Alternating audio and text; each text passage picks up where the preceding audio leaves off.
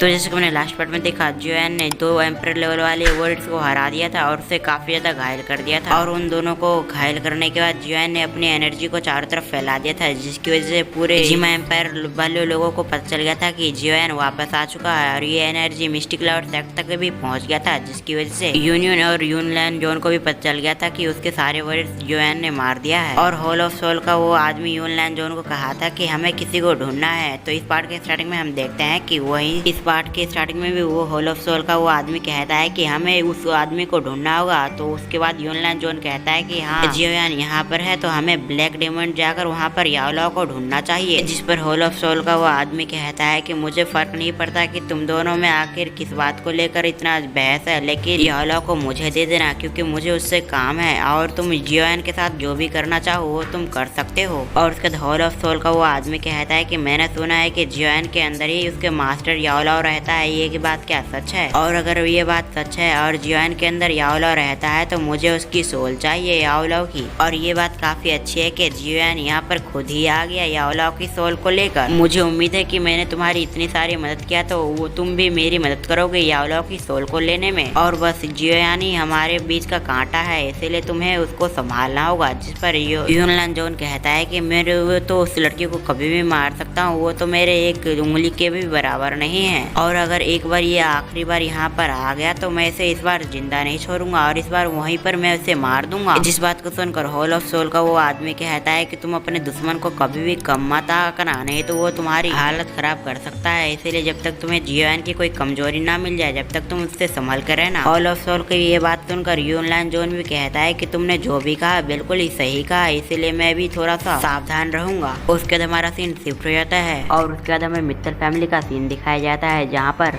सभी mistake cloud sect के warriors सभी मारे गए थे और वहाँ उनकी लाशें पड़ी हुई थी। और हम उन दोनों वॉरियर्स को देखते हैं जिसे यूनलैंड जोन ने भेजा था, एम्पर लेवल वाले वॉरियर्स। उन दोनों वॉरियर में से एक वॉरियर्स पहले ही मर चुका था और दूसरा वॉरियर्स में थोड़ी बहुत जान बचा था और वो जियोयान की तरफ हाथ करके वो भी मर जाता है। और ये लड़ाई जीत कर वो सभी काफी खुश होते हैं और जियो फैमिली और मित्तल फैमिली सोचते हैं कि अगर जियोयान ना आता तो ये सब यहाँ पर मर जाते। और उसके अगले सीन में हम जियोयान को आइस एम्परर के सामने देखते हैं और जियोयान आइस एम्परर को कहता है कि आपने मेरे 3 सालों में काफी ज्यादा मदद किया है और आपने जो मेरी फैमिली को सपोर्ट किया है उसके लिए मैं और मेरे जियो फैमिली आपके हमेशा एहसानमंद रहेंगे। और उसके बाद जियोयान अपने स्पेस रिंग से पर्पल पिल को बाहर निकालते हुए और आइस एम्परर को देते हुए कहता है कि जैसे कि मैंने आपको कहा था कि पर्पल पिल को मैं रिफाइन आपके लिए जरूर करूंगा और मैंने अपने प्रोमिस को निभाया है। और ये लीजिए आपका पर्पल पिल। और पर्पल पिल को देखकर आइस एम्परर काफी खुश हो जाते हैं और वो जियोयान से कहते हैं कि इन 3 सालों में तुम तो काफी पावरफुल बन चुके हो, मुझे इसकी उम्मीद नहीं थी कि तुम इन 3 साल में इतना पावरफुल बन सकते हो। और लास्ट में आइस एम्परर कहते हैं कि मुझे लगा था कि पिल को रिफाइन करना भूल चुके हो इन सभी कामों में। और अगले दिन में हम उन सभी को एक जगह बैठे हुए देखते हैं जहाँ पर जियोयान के आ जाने और इस लड़ाई को जीतने की वजह से वो सभी अपने छोटा सा पार्टी करने के बाद वो सभी एक जगह इकट्ठा होते हैं। और उसके बाद आइस एम्परर कहते हैं कि हमने इन सभी वॉरियर्स को मारने के बाद भी मिस्टिक क्लाउड सेक्ट पे कोई ज्यादा इफेक्ट नहीं पड़ेगा, क्योंकि मिस्टिक क्लाउड सेक्ट अभी भी जिमा एम्पायर का सबसे ताकतवर सेक्ट है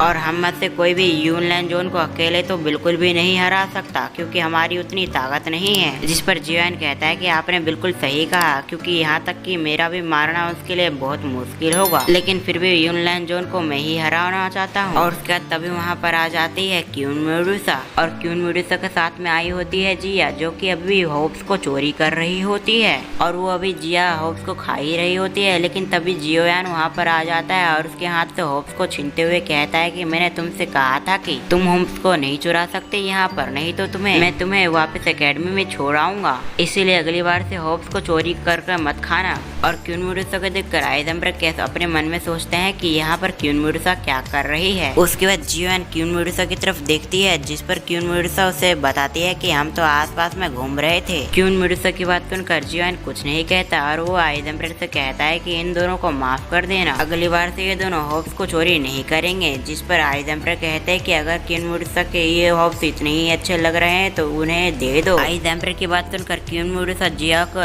इशारा करती है कि जियोयान से होप्स को ले लो, जिस पर जिया जाती है आराम से और जियोयान के हाथ से छीन लेती है। और उसके बाद सेकंड ब्रदर अपने जगह से उठ जाते हैं और जिस पर क्यून मेडुसा उसकी सीट पे जाके बैठ जाती है और जिया के लिए बैठने के लिए कोई जगह नहीं बचता तो वो टेबल पे ही बैठ जाती है। उसके बाद जिया क्यून मेडुसा मेडुसा को होप्स ऑफर करती है, लेकिन क्वीन मेडुसा नहीं लेती, बस एक स्माइल देती है।